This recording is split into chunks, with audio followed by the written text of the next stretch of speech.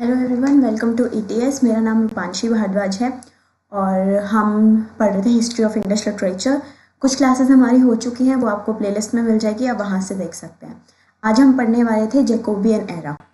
जो English literature का next era है उसका नाम है जैकोबियन एरा। वो भी हमने कंप्लीट नहीं किया है, आज हम उसके बारे में डिस्कस करेंगे।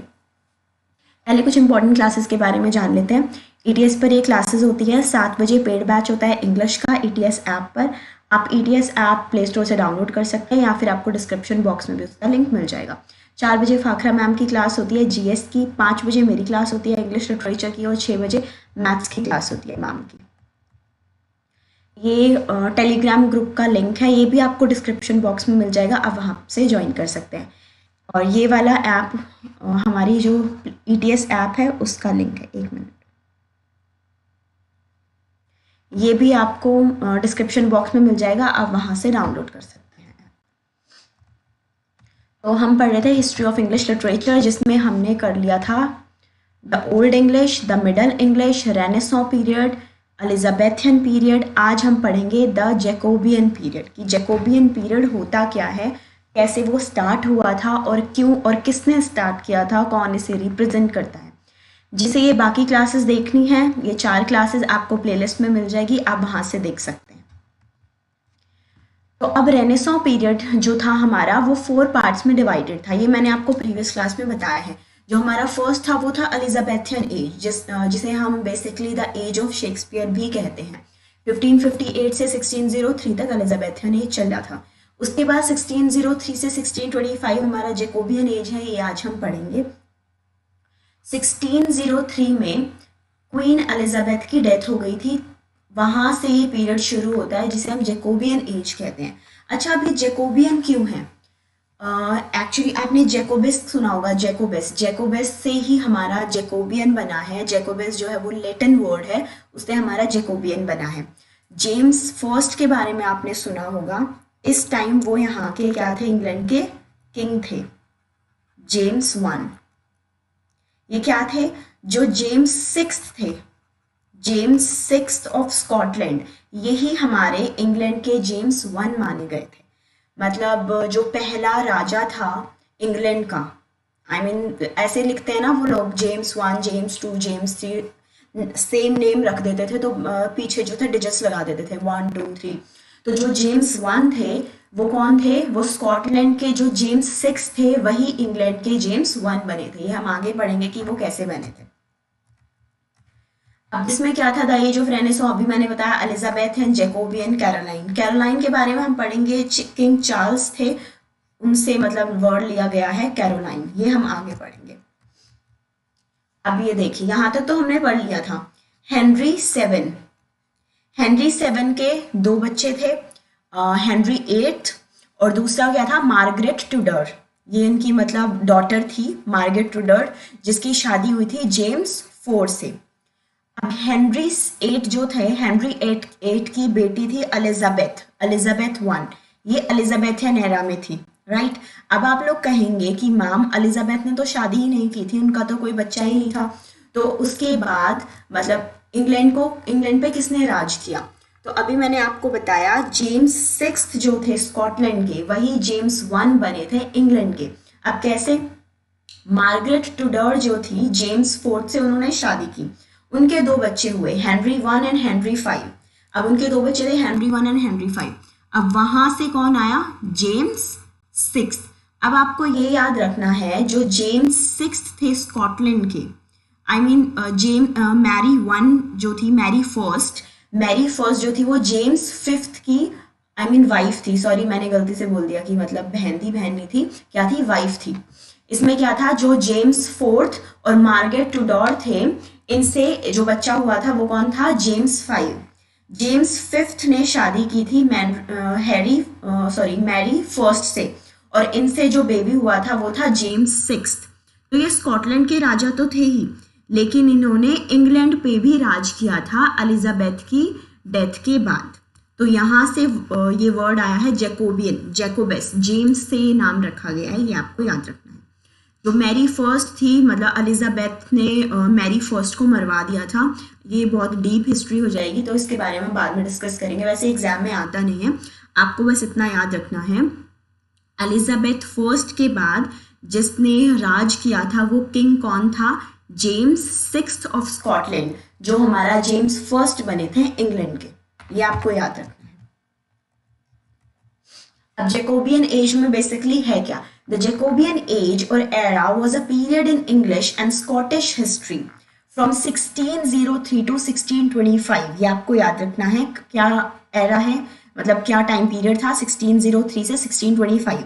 बेसिकली ये बात याद रखना, 1603 में एलिजाबेथ की डेथ हो गई थी, उसके बाद जो जेम्स फर्स्ट थे उन्होंने इंग्लैंड पे राज किया था, जो कि 1625 तक चला था।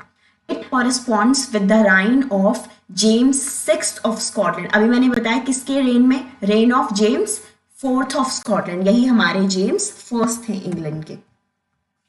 He inherited the English crown in 1603। कब मिला था जेम्स सिक्स्थ को इंग्लैंड का क्राउन? 1603 में। And was named James first, और इनका नाम रख दिया गया था James first. The era followed the Elizabethan and came before what's known as the Caroline era. ये भी मैंने आपको बताया, पहले एलिजाबेथियन एरा, उसके बाद Jacobean era, then Caroline era. The term Jacobean can be used to describe everything from literature to art, architecture, decorative arts and more. James ruled from 1567 in Scotland। अब ये क्या थे? जो जेम्स थे इन्होंने स्कॉटलैंड पे भी राज किया, उस टाइम पे ये इंग्लैंड में भी राज कर रहे थे। कब तक किया था इन्होंने? 1625 तक। Any literature written during that period can be considered Jacobean। अब जो भी लिटरेचर, जो भी वर्क इस एरा में लिखा गया था उसे हम क्या बोलते हैं? जैकोबियन वर्क बोलते हैं। The Jacobean age lasted from 1603 to 1625 in England, right? ये अभी मैंने आपको बता दिया है। It is defined by the reign of King James First, इसको आप जेम्स सिक्स्थ भी बोल सकते हैं, and includes some of the greatest poetry। अब इस टाइम पीरियड में क्या हुआ था? पोएट्री भी लिखी गई थी, ड्रामास भी लिखे गए थे और एसेज भी लिखे गए थे। बेसिकली इस एज में सबसे ज्यादा हमें जो वर्क मिलता है वो एसेज में मिलता है। Produced in English language, authors working during this period are explored below as are a few examples of their best known works। During this period the sonnet form flourished। सबसे ज्यादा कौन सी form flourish हुई थी poetry की? Sonnets. As did metaphysical poetry, इसी में हमारे metaphysical poets भी आते हैं। मेटाफिजिकल पोइट कौन था? जॉन डन और विलियम ब्लेक, इन सब के बारे में तो आपने पढ़ा होगा। And the power of the conceit, tragedies and comedies were written in equal measure and playwrights like William Shakespeare created some of their best known works। अच्छा, ये क्यों बोला गया कि विलियम शेक्सपियर के बेस्ट वर्क्स इस एरा में लिखे गए थे? क्योंकि उनकी जो ट्रेजेडीज थी, कौन कौन सी ट्रेजेडी मैंने आपको प्रीवियस क्लास में बताया था, HOLM। H से क्या था? Hamlet, O Othello, L King Lear, M Macbeth. ये जो थी बहुत इंपॉर्टेंट ट्रेजेडीज थी विलियम शेक्सपियर की। तो इसमें क्या हुआ था, इसी एरा में ये लिखी गई थी। बेसिकली हैमलेट पहले लिखी गई थी 1602 में, पर उसको इसी एरा में कंसिडर करते हैं। तो इसका जो ऑर्डर है यही रहेगा, आपको याद रखना है। सबसे पहले Hamlet, then Othello, King Lear, then Macbeth. इसमें क्या है, ये हमारा मतलब उस फॉर्म में लिखा गया है कि सबसे बड़ी ट्रेजेडी हम हैमलेट को मानते हैं, देन ओथेलो, फिर किंग लियर और फिर मैकबेथ। बोला जाता है मैकबेथ इनकी छोटी सी, मतलब छोटी in the sense come length की ट्रेजेडी, नॉवल, आप कुछ भी बोल सकते हैं। आई मीन कम वर्ड्स थे इसमें। सबसे ज्यादा किस में थे? हैमलेट में थे। ये क्वेश्चन भी एग्जाम में पूछा गया है कि जो सबसे मतलब बड़ी ट्रेजेडी थी जिसमें बहुत ज्यादा लाइन्स और सबसे ज्यादा वर्ड्स यूज हुए थे विलियम शेक्सपियर की, वो कौन सी थी? तो आपको हैमलेट याद रखना है। Important writers of the Jacobean as. अब आपको ये याद रखना है कि जैकोबियन एज के इंपॉर्टेंट राइटर्स कौन थे? बेन जॉनसन, ये किसके कंटेम्प्रेरी थे? विलियम शेक्सपियर के कंटेम्प्रेरी थे। फ्रांसिस बैकन, फ्रांसिस बैकन को और क्या बोला जाता है? फादर ऑफ इंग्लिश एसे, इनको बोला जाता है फादर ऑफ इंग्लिश एसेज। इस पीरियड में जैकोबियन एज में सबसे ज्यादा एसेज लिखे जाते थे। और अब आपको एक चीज मतलब मुझे आप कमेंट सेक्शन में बताएंगे, प्रिंस ऑफ एसेज किसे कहा जाता है? Father of English essays Francis Bacon, prince of essays किसे कहा जाता है ये आप मुझे कमेंट सेक्शन में बताएंगे।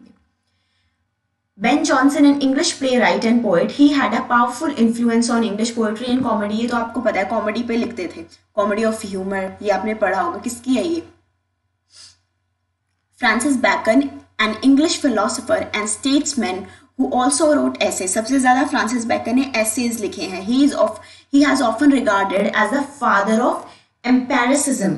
फादर ऑफ एम्पेरिसिज्म भी इनको कहा जाता है, और क्या कहा जाता है? Father of English essay. Robert Burton के बारे में भी आपने सुना होगा, ये भी इसी एरा के थे। English writer who is best non for his anatomy of melancholy, ये भी आपको याद रखना है। इनका बहुत इंपॉर्टेंट वर्क है ये रॉबर्ट बर्टन का, जो कि एग्जाम में पूछा जाता है। आप प्रीवियस क्वेश्चंस उठा के देखिएगा, रॉबर्ट बर्टन पे बहुत सारे क्वेश्चंस पूछे गए हैं। ये हम अलग से करेंगे, आपको क्लियर हो जाएगा। विलियम शेक्सपियर, ये भी इसी एरा में कंसिडर किए जाते हैं। अच्छा, विलियम शेक्सपियर की डेथ हुई कब थी? 1616 में इनकी डेथ हुई थी। अब ये एरा कहाँ से शुरू हुआ था? 1603 से 1625 तक। तो इस बीच विलियम शेक्सपियर ने अपने मोस्ट इंपॉर्टेंट वर्क्स लिखे हैं, जिनको ये ऊपर मतलब मूवीज भी आज कल हॉलीवुड में और बॉलीवुड मूवीज भी काफ़ी बना दी गई हैं, और नॉवेल्स काफ़ी इनकी फेमस हुई है इस टाइम पे। Although mainly associated with the Elizabethan era, लेकिन ये कौन से एरा के थे? एलिजाबेथियन एरा के रिप्रेजेंटेटिव थे। A few of Shakespeare's best known plays were written after the Queen's death in the Jacobean era। कौन कौन से थे? अभी मैंने आपको बताया, मैकबेथ, टेम्पेस्ट, और भी थे, ओथेलो, किंग लियर। मतलब इनकी बहुत ज़्यादा जो इम्पोर्टेंट वर्क्स थे, जो बहुत फेमस ट्रेजेडीज थी, वो इसी पीरियड की थी। जॉन डन, ये हमारे मेटाफिजिकल पोएट थे, is one of the most important English poets of his time. He was the best of the metaphysical poets and is remembered for his skill with conceits। Metaphysical basically होता क्या है? मतलब कुछ ऐसी imagination जिसे हम, मतलब कुछ ऐसा वर्क जिसे हम इमेजिन ही नहीं कर सकते, कुछ ऐसे इंसिडेंट्स जो हमारे इमेजिनेशन से बोलते हैं ना परे हैं, जो आउट ऑफ द बॉक्स ये लिखते थे जॉन डन जो थे। मतलब इतना ऐसी चीजें वो डालते थे अपने वर्क्स में कि वो ना आउट ऑफ इमेजिनेशन, मतलब ऐसा होता था कि इंसान उसको इमेजिन भी नहीं कर सकता, इतना डिफरेंट कुछ ये लिखते थे। कंसीट की हेल्प से लिखते थे।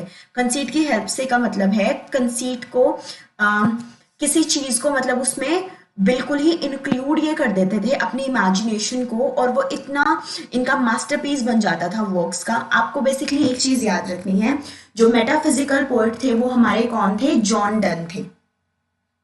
इन्होंने बहुत सारी अपनी पोएट्री लिखी है जिनमें इन्होंने मेटाफिजिकल कंसीट्स का यूज किया है।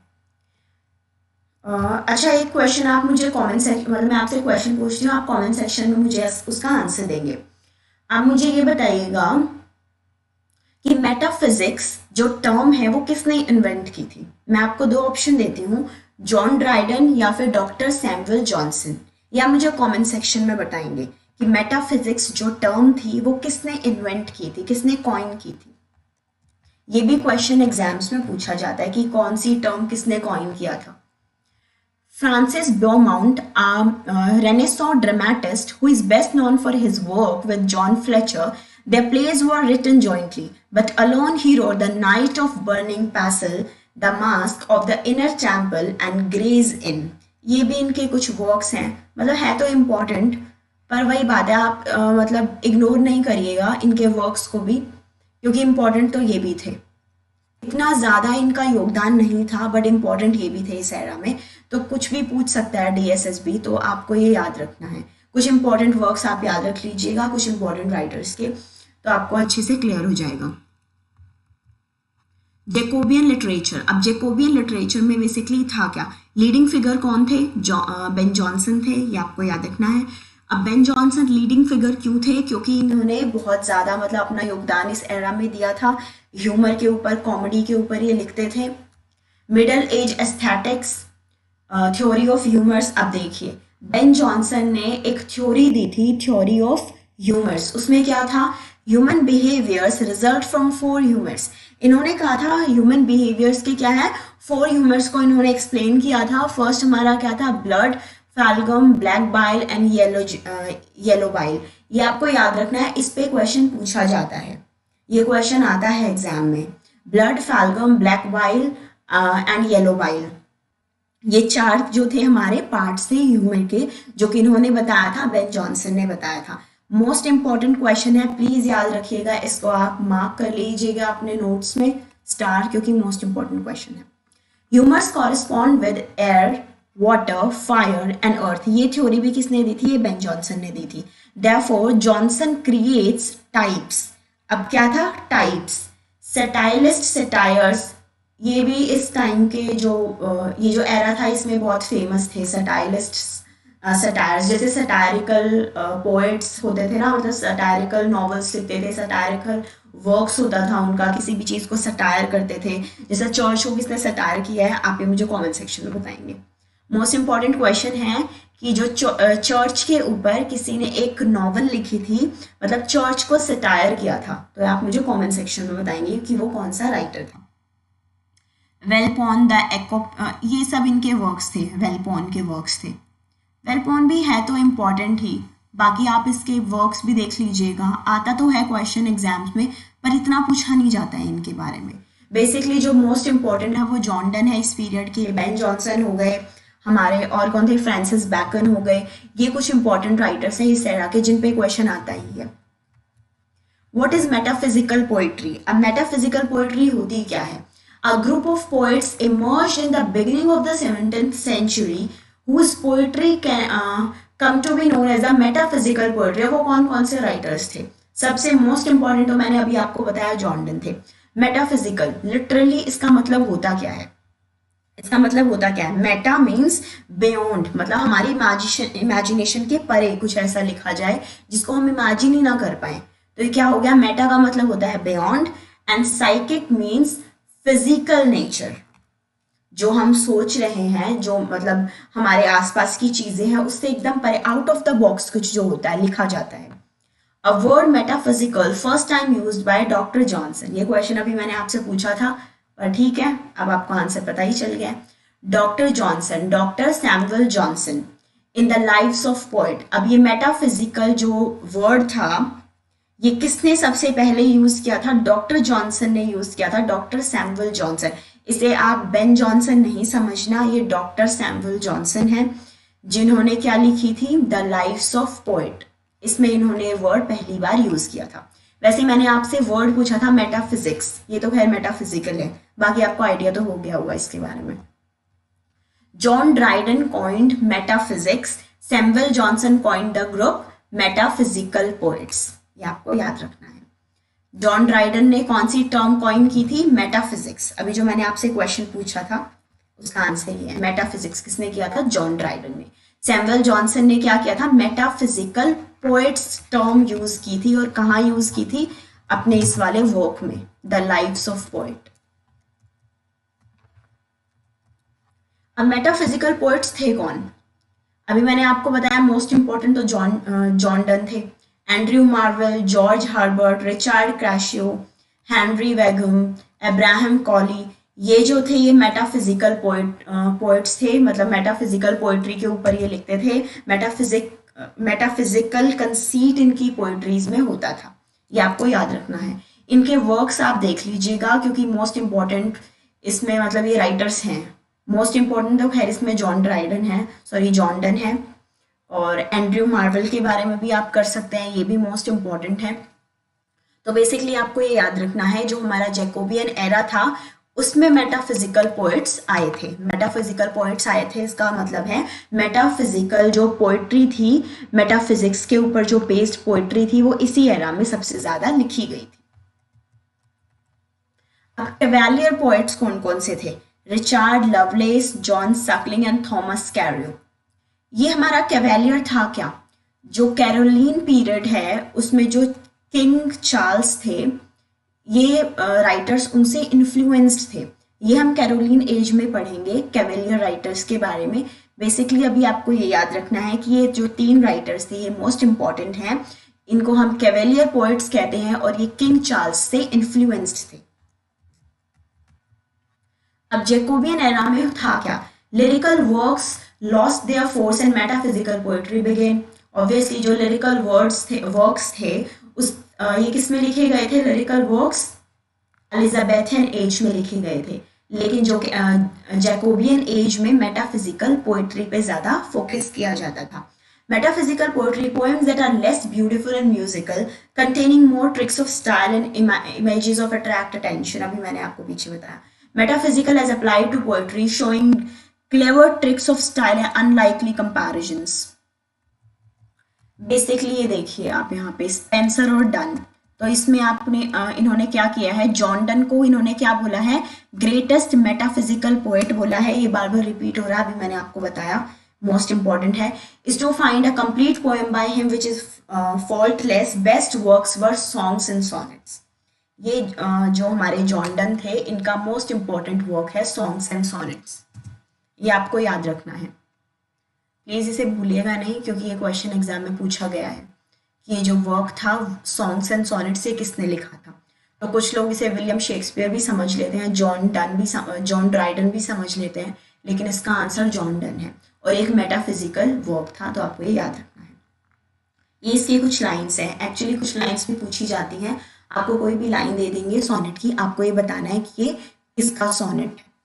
Here lies a she, sun and a he moon there. She gives the best light to his fair, or each is both and all, and so they unto one another nothing owe. ये किसकी lines हैं, songs and sonnets की line है जो कि John Donne ने लिखी थी. Edmund Spenser versus John Donne. अब इन्होंने ऐसा कंपैरिजन क्यों दिया है, क्योंकि ये किस पे लिखते थे, लिरिकल वर्ड्स थे इनके, और जॉन डन की मेटाफिजिकल पोएट्री थी. तो उसमें हमने कंपैरिजन इसलिए मैंने दिखाया ताकि आपको आइडिया हो जाए कि बेसिकली ये लिखते कैसे थे. वर्सेस म्यूजिकल क्या होता था, वर्स म्यूजिकल होता था क्योंकि इसमें लिखते थे, ये लिरिकल वर्क्स लिखते थे हमारे जो स्पेंसर थे. और John Donne contain tricks of styles and unusual images to attract attention.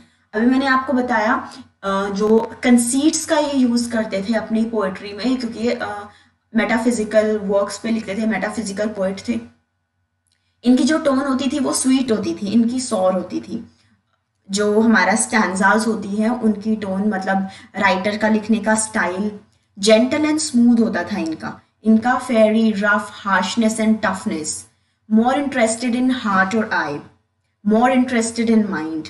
Imagination based होती थी, आउट ऑफ द बॉक्स लिखते थे, मतलब इंसान वहां तक पहुंच भी नहीं पाता था, सोच भी नहीं पाता था. ऐसे वर्क्स हमारे जो जॉन डन थे वो लिखते थे. तो ये क्या हो गया, आउट ऑफ द बॉक्स लिखते थे. मोर इंटरेस्टेड इन माइंड, इंटेलेक्चुअल चीजों पे लिखते थे, इंटेलेक्चुअल बेस्ड होता था. जैकोबियन एरा ड्रामेटिस्ट, जो हमारे बेस्ट नोन ड्रामेटिस्ट थे इस एरा के, वो बेन जॉनसन थे. अभी मैंने आपको बताया मोस्ट इंपॉर्टेंट है रेयर बेन जॉनसन. इनको ये नाम भी दिया गया था, rare Ben Jonson. Wrote poetry, prose and dramas. To Celia, one of Jonson's best lyrics. इनका बेस्ट वर्क था ये to Celia. Known as Shakespeare's contemporary, Shakespeare के कंटेम्प्रेरी माना जाता है बेन जॉनसन को. Best known for his satirical showing foolishness plays, Volpone, the Alchemist. अब ये किसके वर्क थे, ये हमारे बेन जॉनसन के वर्क थे. वेलपोन, द एल्केमिस्ट, अभी मैंने आपको पीछे भी बताया भी था, ये पीछे वाली जो हमारी स्लाइड थी उसमें मैंने आपको बताया था. वेलपोन, एपिक्योन, मतलब देखिए ये इंपॉर्टेंट तो है, ये नहीं है कि इंपॉर्टेंट नहीं है. बेन जॉनसन के वर्क्स तो इंपॉर्टेंट थे ही, लेकिन इन पे ना थोड़ा मतलब इतने क्वेश्चंस इस पे आते नहीं हैं. बेन जॉनसन में पूछे जाते हैं नो डाउट, पर ये जो हमारे इनके कुछ वर्क्स थे इनके बेसिस पे इतना कुछ पूछा नहीं जाता है. ये जो इनके वर्क्स थे, मतलब ऐसा नहीं है कि इनकी आपको कोई लाइंस दे देगा डीएसएसपी और आपको बताना है कौन से पोएट ने लिखा, ऐसा कुछ नहीं है. ये इंपॉर्टेंट वर्क्स तो हैं इनके, पर इतना इंपॉर्टेंट नहीं है कि इनके बीच की कुछ लाइंस आपको दे दी जाएं. तो आपको इतना स्ट्रेस नहीं लेना है. बेसिकली आपको बस इनके वर्क्स याद रखने हैं कि ये वेलपोन और एपिक्योन और एल्केमिस्ट मतलब बेन जॉनसन ने लिखा था. तो ज़्यादा कुछ फोकस नहीं करना है, थोड़ा बहुत इसमें आप पढ़ लीजिएगा इसके बारे में, बाकी मैं यहाँ पे तो कराऊंगी, तो यहीं पे आपको क्लियर हो जाएगा. Jacobean and Caroline playwrights and poets, ये उन्हीं से रिलेटेड है, बेन जॉनसन से रिलेटेड.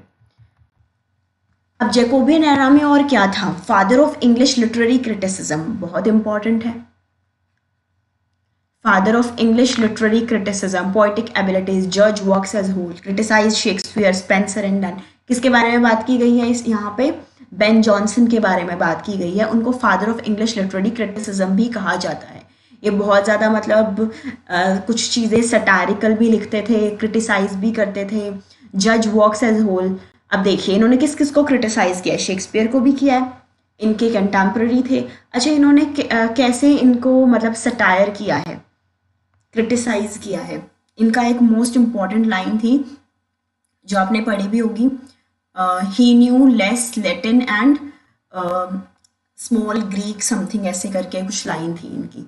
ये मैंने आपको प्रीवियस क्लास में बताया था, वहाँ पे देख सकते हैं। तो इन्होंने शेक्सपियर को भी क्रिटिसाइज किया था उनके वर्क्स के लिए, स्पेंसर को भी किया है और जॉन डन को भी किया है।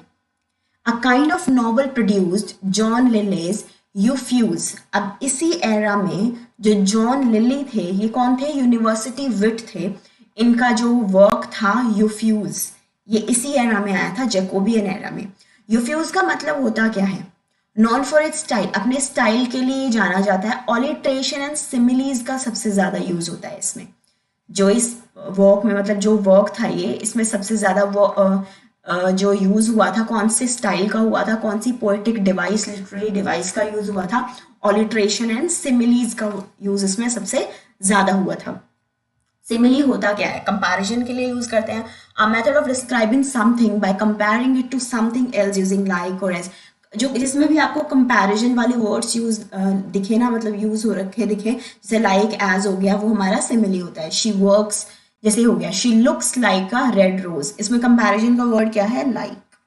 तो ये हमारा क्या हो गया, सिमिली हो गया। हम पोएटिक डिवाइसेस करेंगे, आपको वहां पे क्लियर हो जाएगा। अभी बेसिकली आपको यहाँ पे क्या याद रखना है, जो हमारे यूनिवर्सिटी विट थे जॉन लिली, उनका वर्क था यूफ्यूज, ये आपको याद रखना है। ये हमारे जैकोबियन एरा में ही आया था। और कब लिखा गया था, 1578 से 1580 में ये वर्क लिखा गया था और पब्लिश हुआ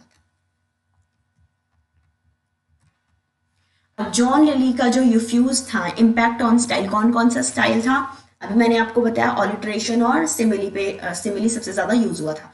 the term euphuism was added to the language referring to Lyly style. अब यूफिज्म ये हमारी लिटरेरी टर्म है। लिटरेरी टर्म्स हम पढ़ेंगे, आपको प्लेलिस्ट में इसकी क्लास भी मिल जाएगी, हमें अच्छे से डिस्कस करेंगे, आपको क्लियर हो जाएगा। लिटरेरी टर्म्स की एक बुक है, glossary of literary terms, M H. Abraham की, हम वो पूरी यहाँ पे कवर करेंगे, एक एक टर्म हम डिस्कस करेंगे, क्योंकि वो एग्जाम में आती है और मोस्ट इंपॉर्टेंट बुक है वो आपके यूजीसी नेट में भी हेल्पफुल रहेगी और आपके कॉम्पिटिटिव एग्जाम्स में भी हेल्पफुल रहेगी टीचिंग के। तो यूफ्यूज से ही ये वर्ड बना था, ये लिटरेरी टर्म इन्वेंट हुई थी, यूफिज्म was added to the language referring to lily style. Lily का जो स्टाइल था, ऑलिट्रेशन और सिमिली का जो सबसे ज्यादा यूज किया था इन्होंने अपनी इस बुक में, इसी से ये टर्म इन्वेंट हुई थी, यूफिज्म। They are commonly sonest, believed that are best beloved and they liked best whom we have known longest। ये जो बेन जॉनसन है, उनकी वर्क था यूफ्यूज, इसी का ये क्या था, कुछ लाइंस हैं इसी सोनेट की, इसी बुक की। तो ये इस लाइंस पे आपको जाना नहीं है, बस आपको ये याद रखना है कि ये लिली का वर्क था और इसी से ये टर्म इन्वेंट हुई थी, यूफिज्म। जैकोबियन एरा के नॉवेलिस्ट कौन थे, Robert Greene and Thomas Nash. Robert Greene and Thomas Nash, अब ये कौन थे, रॉबर्ट ग्रीन के बारे में तो आपको पता है, इन्होंने भी विलियम शेक्सपियर को क्या किया था, क्रिटिसाइज किया था, अपस्टार्ट क्रो बोला था।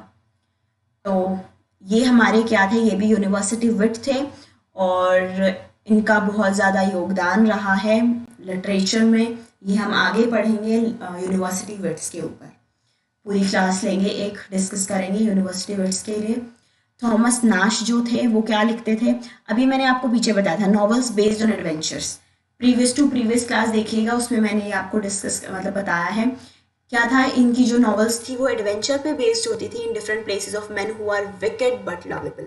अब जैकोबियन नॉवेल्स किस फॉर्म में थे, little value, started false beginning and died out. इसमें बेसिकली ना सबसे ज्यादा मतलब जिस पे वैल्यू दी गई थी इस एरा में, वो पोएट्री थी हमारी, सोनेट्स थे, सॉन्ग्स एंड सोनेट्स थे, एसेज थे। तो ये आपको याद रखना है, जैकोबियन एरा हमारा किससे रिलेटेड था, एसेज से रिलेटेड था। और अच्छा, इसको एसेज की एरा क्यों कहा जाता है, क्योंकि जो हमारे फ्रांसिस बैकन थे वो इसी एरा के थे और उनको फादर ऑफ इंग्लिश एसेज कहा जाता है। तो आपको बेसिकली याद रखना है कि वो जो जैकोबियन एरा के थे, तो ऐसे आप इनको लर्न कर सकते हैं। अगर आप ना राइटर्स को उनके वर्क से देखेंगे ना, तो आपको एराज भी याद हो जाएंगे। और आप ऐसे भी कर सकते हैं, एराज के थ्रू राइटर्स को देखेंगे तो भी आपको वर्क्स याद हो जाएंगे। आपको बस ये देखना है उस टाइम पे क्या, जैसे इंडस्ट्रियलाइजेशन था, इंडस्ट्रियलाइजेशन कब आया था, कब आया था, मॉडर्न लिटरेचर में आया था, जब हमारे कौन थे, आपने नाम सुना होगा,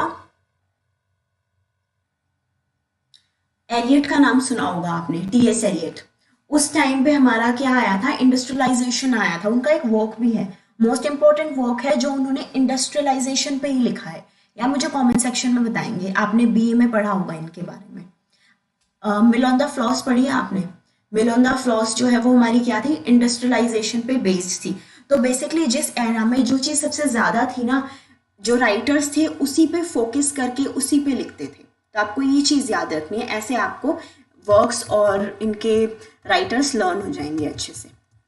इसमें बेसिकली कुछ नहीं है, थोड़ा सा था वो हमें याद रखना है, मेटाफिजिकल पोएट्री और हमारे जो भी वर्क्स थे, इंपॉर्टेंट राइटर्स थे, इन चीज़ों से आपको क्लियर हो जाएगा।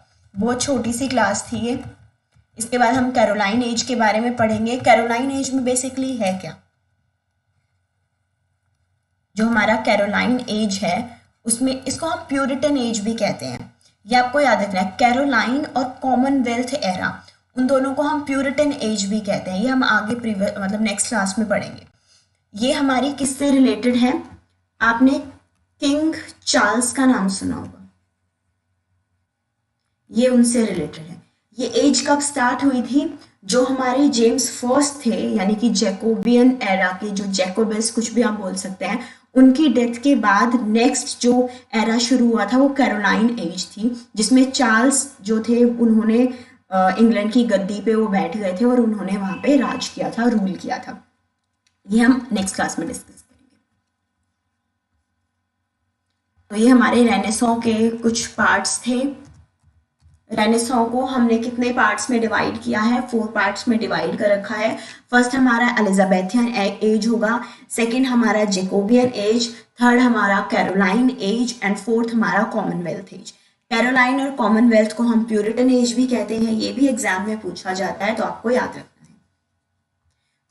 हम कल की क्लास में डिस्कस करेंगे कुछ important questions, age of Donne या फिर जो भी हम बोलते हैं जैकोबियन एज।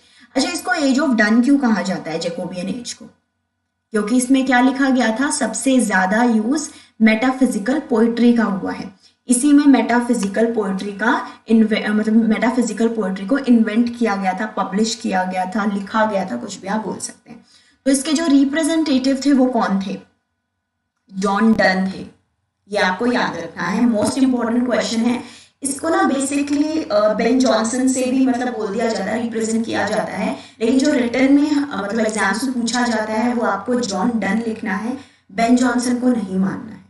बेन जॉनसन को इसमें इसलिए सबसे ज़्यादा इंपॉर्टेंस दी गई है क्योंकि उन्होंने ह्यूमर से रिलेटेड वर्क यहाँ पे लिखे हैं, तो वो ह्यूमर पे लिखते थे, तो उनको इसलिए यहाँ पे बहुत ज़्यादा वैल्यू दी गई है, क्योंकि सबसे ज़्यादा humour based work Ben Jonson के थे। बाकी उन्होंने ह्यूमर की थ्योरी दी है, वो 4 टाइप्स ऑफ ह्यूमर्स, इसलिए भी वो इसमें बहुत ज़्यादा वैल्यू रखते हैं। उनके वर्क्स को भी बहुत ज़्यादा वैल्यू दी गई है। और विलियम शेक्सपियर की कुछ इंपॉर्टेंट ट्रेजेडीज जो थी, वर्क्स, कॉमेडीज जो भी था, वो इसी एरा का था। तो इसलिए कुछ इंपॉर्टेंट राइटर्स हैं जिनको यहाँ पे वैल्यू दी गई है, आपको उन्हीं के बारे में उन्हीं पे फोकस करना है, उनके बारे में पढ़ना है, क्योंकि क्वेश्चंस उन्हीं में से पूछा जाएगा। ये फाखरा मैम का प्रैक्टिस बैच मतलब स्टार्ट हो चुका है, जो कि 17 जनवरी से शुरू हुआ था। 3 बजे इसकी क्लास होती है ईटीएस पर, यूट्यूब पे होती है। और जिसे भी ईटीएस ऐप पे क्लास लेनी है वो ईटीएस ऐप डाउनलोड कर सकते हैं। उस पर इंग्लिश का पेड बैच चल रहा है, इंग्लिश ग्रामर।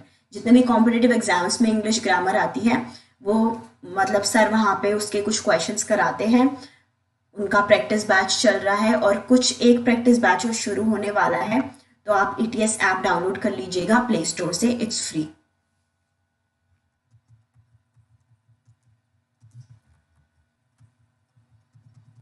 बाकी आपकी कोई भी क्वेरी हो तो आप मुझे कमेंट सेक्शन में बताइएगा। आप हमारा जो टेलीग्राम ग्रुप है वो भी ज्वाइन कर सकते हैं, डिस्क्रिप्शन बॉक्स में आपको उसका लिंक मिल जाएगा। कोई भी क्वेरी हो कमेंट सेक्शन में बता दीजिएगा। And stay connected, keep liking and sharing the session. Thank you so much.